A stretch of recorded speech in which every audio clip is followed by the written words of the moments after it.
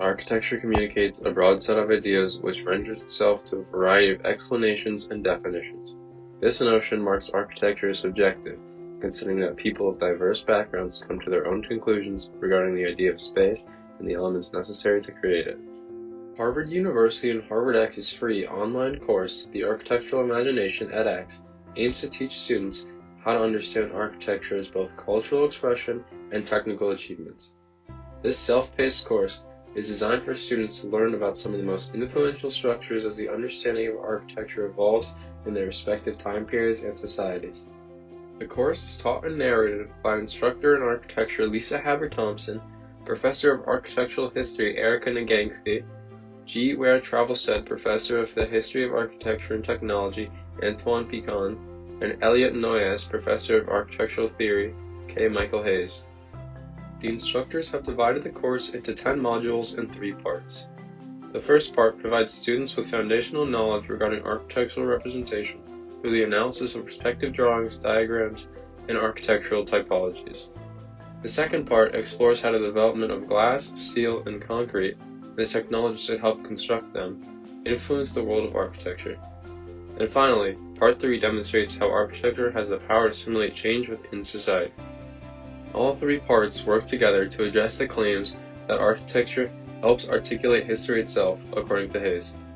While the course does cite specific works that introduce different formal, material, technological, and social qualities that contribute to the development of architecture, it presents one view within the scope of architectural theory. Interestingly, Harvard's The Architectural Imagination similarly communicates Nicholas Pevsner's beliefs that architecture is expressed through aesthetic sensations. Pevsner highlights this quality of aesthetics to create a distinction between buildings and architecture. In the introduction of his book, An Outline of European Architecture, Pevsner writes, "New purposes may result in new types of buildings, but the architect's job is to make such new types both aesthetically and functionally satisfactory."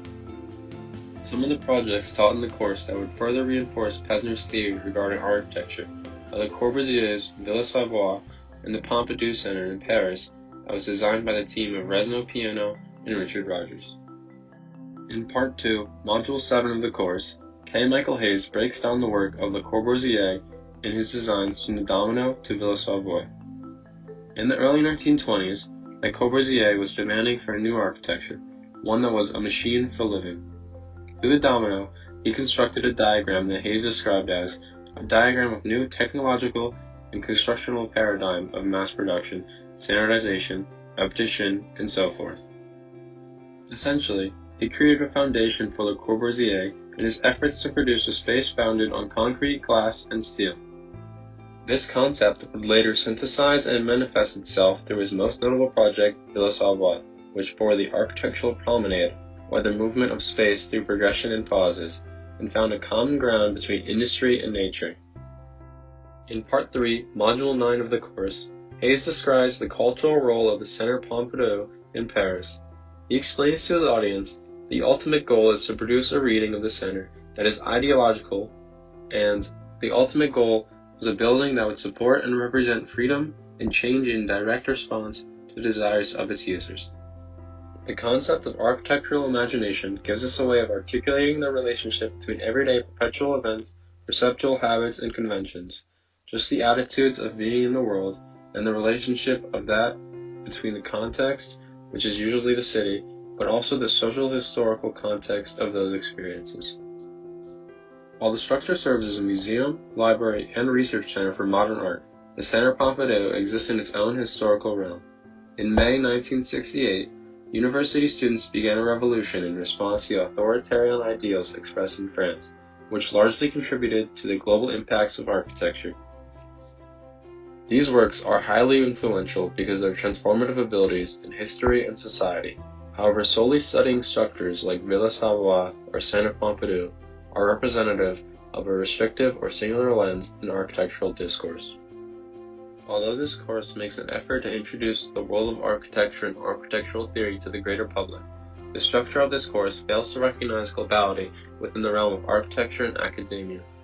The architectural imagination aims to teach students about the most influential structures in architectural history, subsequently prioritizing works that follow the guidelines of the canon, which reinforces a primarily European male perspective in architecture. Additionally, the course densely populates the lectures and analysis with complex architectural language. Even when the course is promoted as an introduction to all of these concepts, the language requires students to dedicate additional time and resources to simply grasp the instructor's message. The canon is a list of great architects and buildings throughout history that define the profession and analyze how our built environment has evolved from Greek temples to contemporary houses.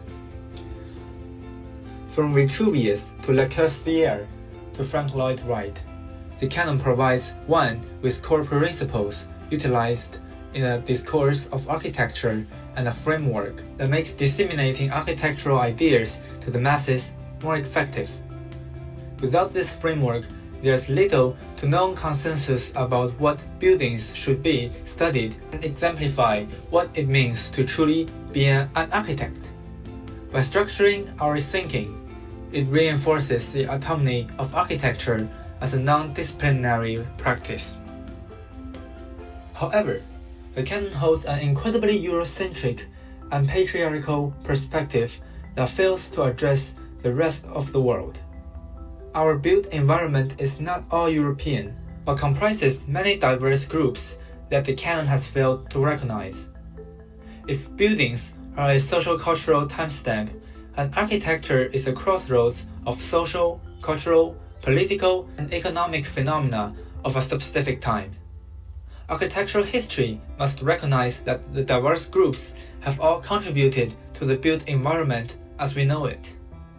This is a truth we can no longer ignore as an architectural history, and theory books are crucial in conveying the norms and culture of the architectural discipline to newcomers and students, especially if this is only socialization with the history of architecture that they will receive. As the Architectural Imagination edX is an online course allowing virtually anyone in the world to participate, it is even more imperative to include the narratives and histories of all cultures rather than just European technologies and values. However, merely adding other non-Western case studies of architecture is not enough to bridge the gap in our understanding of our built environment and clear our conscience for failing to represent most of the world in global practice. Instead, we must recognize that architecture does not solely exist within the realm of the West. We will begin to achieve a more global view of the world in which the practice of architecture so heavily depends, only if we break away from the Eurocentric lenses we have viewed the world through for hundreds of years and rid ourselves of the canon-only teaching.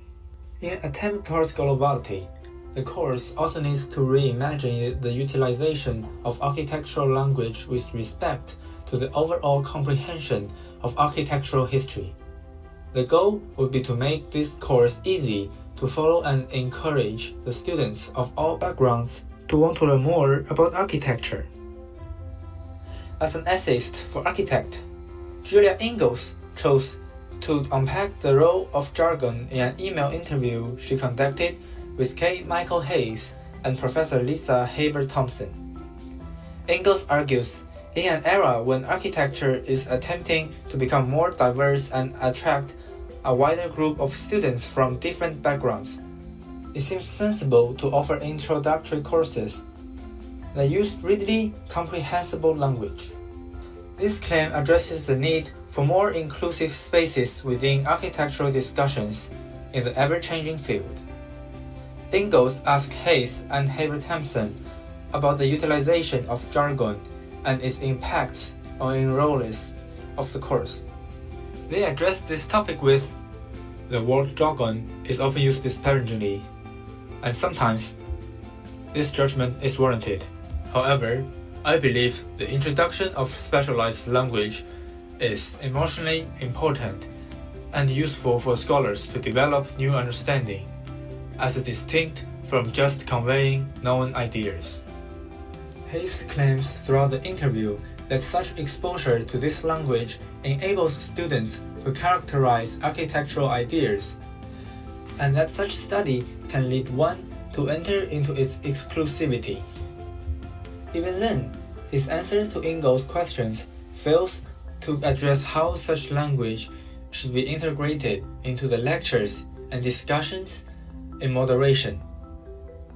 Martin Donohue, a philosophy professor at the University of South Carolina, wrote in the Journal of Aesthetic Education that the language of architecture, where he navigates through the articulation of architecture and space. He frames his discussion with, "The commerce has been held by many writers on architecture. A building should not merely be, serve some purpose, or useful or not.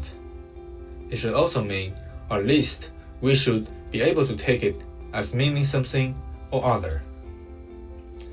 While the purpose of this language is to differentiate itself from other artistic languages, its overall goal is to communicate the specificity of which architecture is constructed. However, in regards to the general understanding of this language from the greater public, the vocabulary must be better designed in the architectural design course to stimulate more meaningful thoughts and discussion as some students begin their journey in the field of architecture. In conclusion, Howard University's The Architectural Imagination edX course revolves that the greater issue is that architecture needs to be taught in a more global and inclusive way, especially since there are constant demands for globalization as the field grows and the world evolves.